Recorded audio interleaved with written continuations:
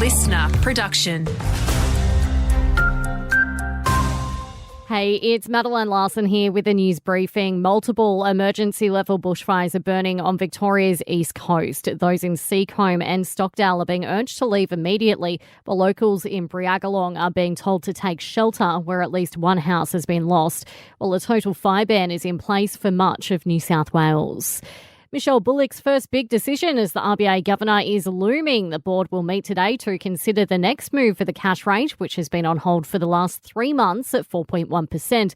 All of the big four banks are predicting another pause today, but NAB Chief Economist Alan Oster isn't ruling out one more rise in November. It could well be that we're already at the peak. We're very close. But if inflation goes the way we think it will go, the RBA may reluctantly be forced to do one more. The civil fraud case against Donald Trump, his eldest sons, their companies and the Trump Organization has gotten underway in New York this morning.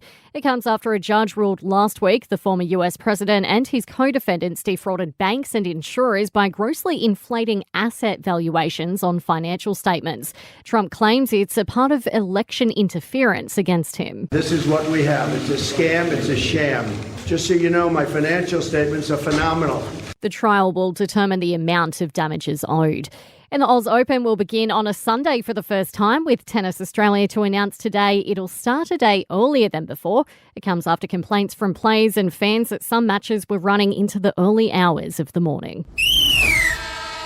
Starting in NRL, and Penrith boss Brian Fletcher wants the triple reigning premiers to open the 2025 season in Vegas. The Panthers opted out of next year's historic US doubleheader with an eye to the following year, when they'll play home games at Parramatta while PointsBet Stadium is refurbished. Before then, Jerome Luai says there's more history to make. They can hate this, they can hate me, they can hate this team, but they can't ignore the fact that we're the greatest to ever do it. Check the resume, so that's all that matters to me. Turning to AFL, and Crows defender Tom Doedee reportedly wants to join Brisbane when the AFL's free agency period opens on Friday. The out-of-contract 26-year-old telling Nine he's hopeful of a quick deal. If you had asked me 2 months ago, I would have thought it would have been done by now, but there's just so much to play out, and I'm not someone who rushes decisions. I'm quite a deep thinker and conservative naturally, so I want to plan it out and make sure it's the right thing for me, family. Teammate Elliot Himmelberg also appears on the way out, tipped to join brother Harry at GWS.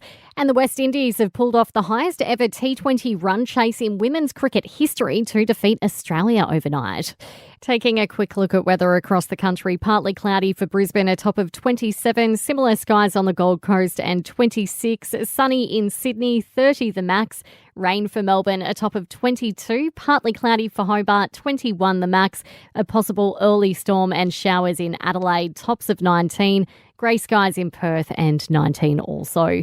Tune into the Briefing podcast on Listener to lift the lid on important issues that matter to you.